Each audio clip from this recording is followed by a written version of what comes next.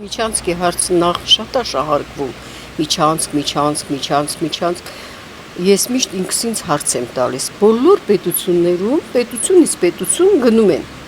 միջպետական ճանապարհ, երկաթուղի, չէ, տամոժնից, տամոժնի անցնում են, ես որ գնում եմ Ռուսաստան,